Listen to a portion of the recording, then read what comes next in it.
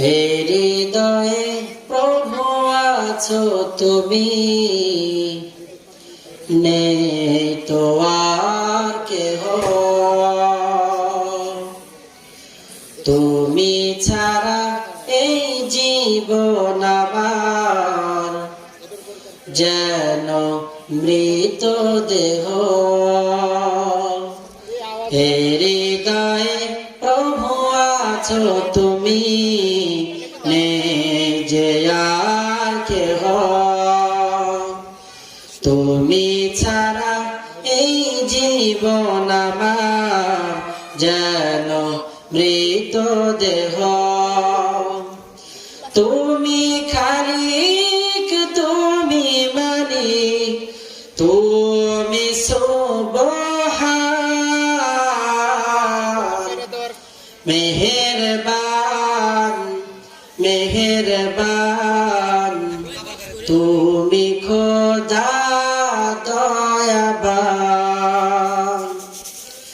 তোমায় ডাকি প্রভু আমি মাধুরী সুরে, দাও না দেখা ও গো প্রভু তুমি আমারে, কবুল করো আরাধনা, তুমি সুবহান, মেহেরবান মেহেরবান, তুমি খোদা দয়াবান। আলহামদুলিল্লাহ, জামিয়া ইসলামিয়া আহকামুল কোরআন মাদ্রাসা প্রাঙ্গণ, ভদ্রপাড়া RD শেরপুর বগুড়ার উদ্যোগে আজকের এই ইসাল সব সভা আল্লাহ পাক মাহফিলকে শেষ পর্যন্ত নিরাপত্তার সহিত কবুল করুন সকলেই বলে আমিন। আজকের এই মাহফিল অক্লান্ত পরিশ্রম করে যারাই সাজিয়েছেন, আল্লাহ পাক সকলের সকল শ্রমকে জান্নাতের বিনিময়ে কবুল করুন সকলেই বলে আমিন। মুহতারাম মুআজ্জাজ হাজিরিন, আমি কোরআন থেকে একটি আয়াতে কারিমা তেলাওয়াত করেছি। আয়াতের মধ্যে আল্লাহ পাক রব্বুল আলামিন বলেন, বক্সটা দিক করে দাও, এই বক্স দিক করে দাও, হ্যাঁ কানে কানে বক্স কি করে বাবা, ই কোনা আল্লাহ রব্বুল আলামিন বলেন, এই কোনায় ওয়া মান আহসানু কওলাম মিম্মান দাআ ইলাল্লাহ।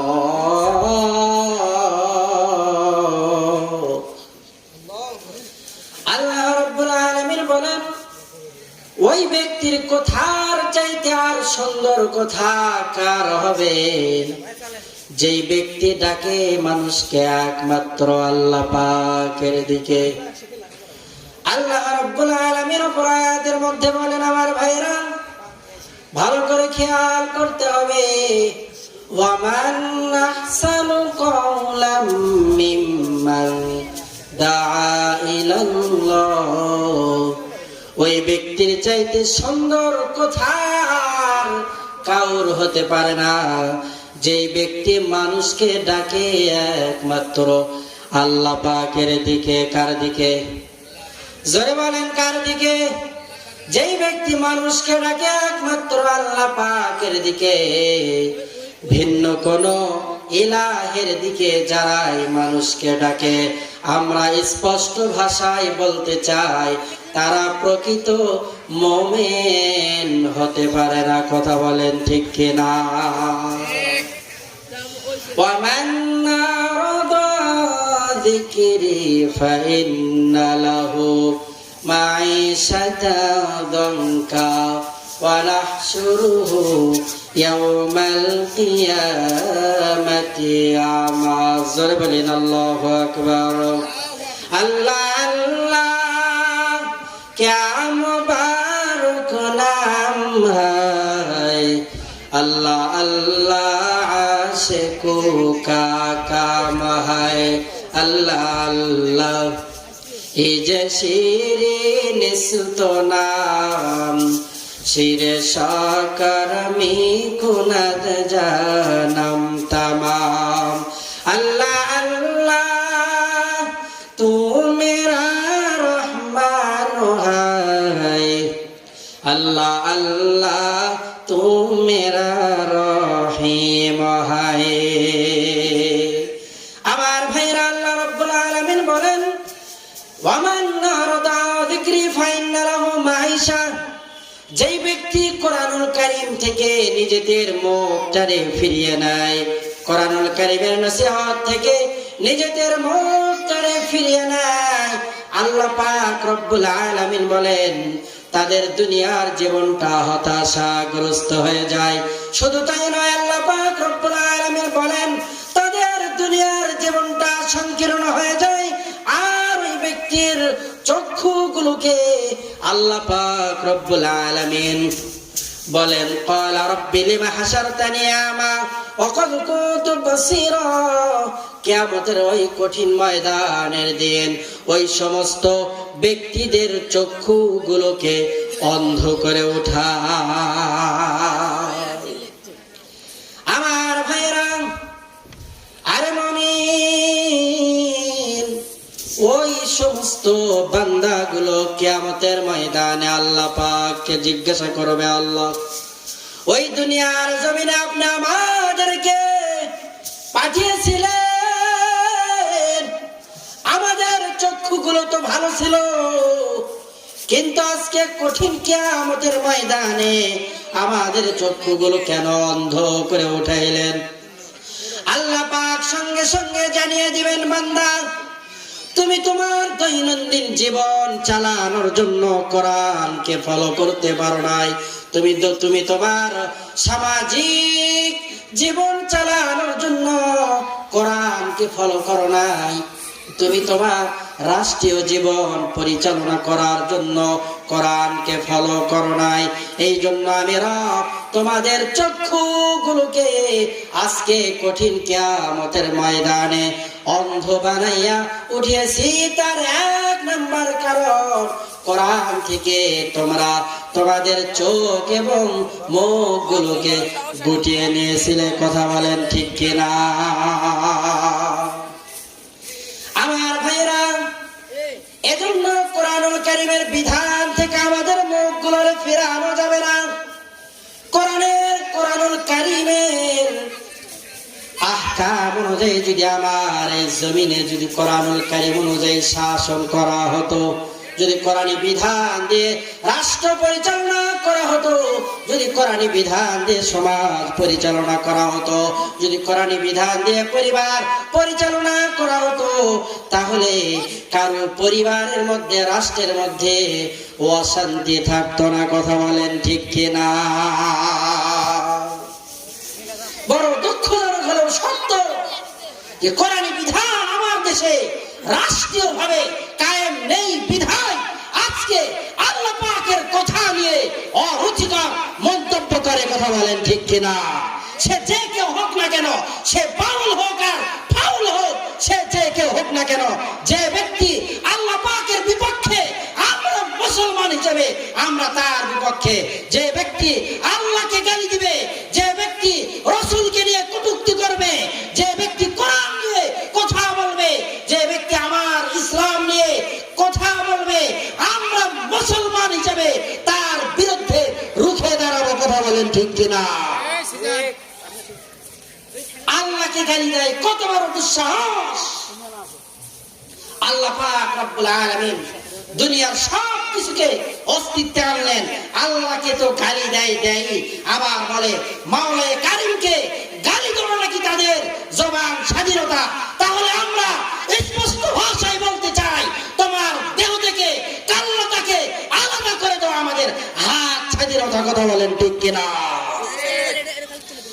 আমার ভাইরা আল্লাহ রাব্বুল আলামিন বলেন আমি মানুষ দুনিয়াতে পাঠাই নাই তবে কেন পাঠিয়েছি আমি মানুষকে আমার দাসত্ব গোলামি আর ইবাদত বندگی করার জন্য পাঠিয়েছি যেই ব্যক্তি আমার দাসত্ব গোলামি ইবাদত করবে না ওই ব্যক্তির জন্য আমি রব জাহান্নাম বানিয়েছি। ওই জাহান্নামের কঠোরতা, ওই জাহান্নামের আগুনের উত্তাপ এত, কোন ব্যক্তি যদি জাহান্নাম থেকে কয়েক হাজার মাইল দূরে থাকে, এরপরেও জাহান্নামের তাপে তার কলিজাটা পুড়ে আংরা হয়ে যাবে। আমার ভাইরা, আল্লাহ রাব্বুল আলামিন আমাদেরকে ইবাদত করার জন্য বানিয়েছেন। আর এই ইবাদতের মধ্যে সবচেয়ে দামি উত্তম ইবাদতের নাম হইল নামাজ। ঈমানের পরে সবচেয়ে আহাম গুরুত্ব বিষয় হইল নামাজ। যে ব্যক্তি নামাজ হারা, ওই ব্যক্তি ঈমান হারানোর মতো সে সর্বহারা। যে ব্যক্তি ঈমান হারা সে সর্বহারা, এবং যে ব্যক্তি নামাজ হারা ওই ব্যক্তিও সর্বহারা। কেমন সর্বহারা? আল্লাহর হাবিব জনাবে মুহাম্মদুর রাসূলুল্লাহ সাল্লাল্লাহু তাআলা আলাইহি ওয়াসাল্লাম হাদিসের মধ্যে বলেন, কোন ব্যক্তির যদি দুনিয়াতে থাকার সমস্ত সম্পদগুলো, বাড়ি গাড়ি সহ জায়গা জমিন সব কিছু যদি আগুন লেগে পুড়িয়ে দেওয়া হয় বা পুড়িয়ে যায়, তাহলে ওই ব্যক্তি কতটুকুন ক্ষতির মধ্যে পড়বে? অতটুকুন ক্ষতির মধ্যেও ওর চাইতে বেশি ক্ষতির মধ্যে পড়বে বান্দা যদি কোন ব্যক্তি ইচ্ছাকৃত ভাবে এক ওয়াক্ত নামাজ কাজা করে। আল্লাহর হাবিব সাল্লাল্লাহু আলাইহি ওয়াসাল্লাম বলেন, যেই ব্যক্তি এক ওয়াক্ত নামাজ কাজা করবে, ওই ব্যক্তিকে 2,88,00,000 বছর জাহান্নামের আগুনে জ্বলতে হবে। এজন্য আমার আল্লাহ পাক আমার হাবিবকে বড় ভালোবাসে। আমার হাবিবের উম্মত আমরা, আখির জামানার পয়গম্বরের উম্মতকে আল্লাহ পাক বড় ভালোবাসেন। অন্য নবীদের ইবাদত করার জন্য নির্দিষ্ট জায়গা ছিল, কিন্তু আমার নবীর উম্মতের ইবাদত করার নির্দিষ্ট কোনো জায়গা নাই। আল্লাহ পাক আমার নবীর উম্মতের জন্য তথা আমাদের জন্য পুরা দুনিয়াটাই মসজিদের হুকুমে বানিয়ে দিয়েছেন। শুধু ওজুদাস রহমাতাল লিল আলামিন মসজিদে ও সুধামারু এ জমিন।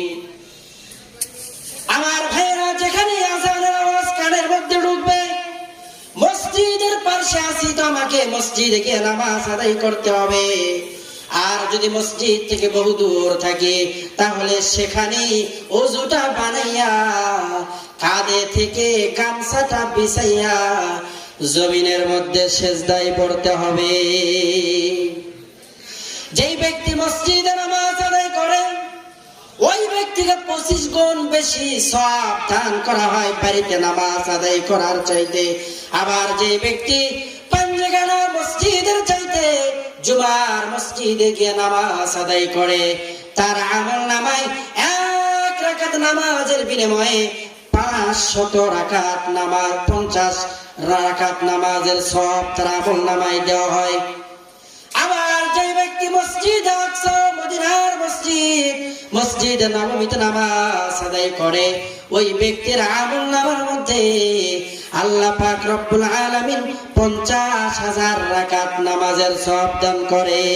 আবার যে ব্যক্তি মসজিদ হারামের মধ্যে 1 ওয়াক্ত নামাজ আদায় করবে, আল্লাহ পাক রব্বুল আলামিন ওই ব্যক্তির আমল নামার মধ্যে 1 রাকাত নামাজের বিনিময়ে 1,00,000 রাকাত নামাজ আদায়ের সওয়াব দান করবে।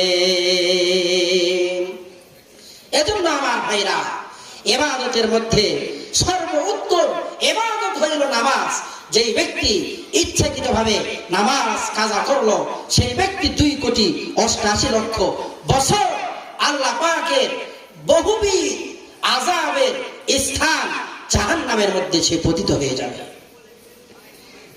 আল্লাহ পাকের হাবিব বলেছেন, মিফতাহুল জান্নাতি সালাত, নামাজ হলো জান্নাতের চাবি। যেই ব্যক্তির কাছে নামাজ নেই সেই ব্যক্তির কাছে জান্নাতের চাবি নেই। যে ব্যক্তির কাছে জান্নাতের চাবি নেই, ওই ব্যক্তির কাছে জান্নাতও নেই, জান্নাতে সেই ব্যক্তি ঢুকতেও পারবে না।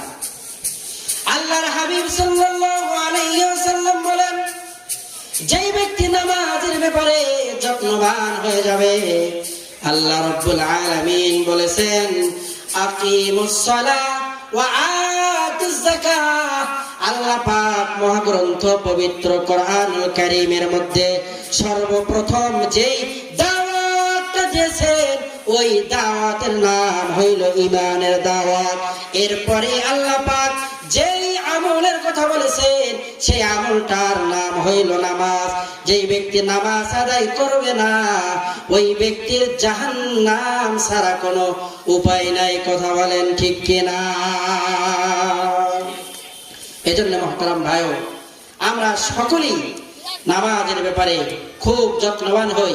আল্লাহ পাক যেন আমাদেরকে 5 ওয়াক্ত নামাজ বা জামাত মসজিদে এসে আদায় করার মতো তৌফিক দান করেন। ওয়া মা তৌফিকি ইল্লা বিল্লাহ। আসসালামু আলাইকুম ওয়া রাহমাতুল্লাহি ওয়া বারাকাতুহু।